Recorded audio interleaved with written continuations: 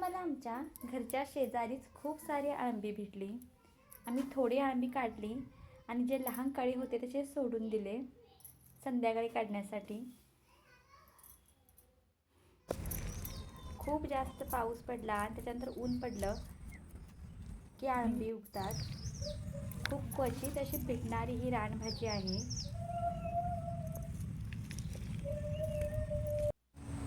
या ढिगाऱ्यावरची आम्ही काढलेले आहोत अळंबी. अननससुद्धा पिकलेला होता, मग तो पण तोडून घेतला.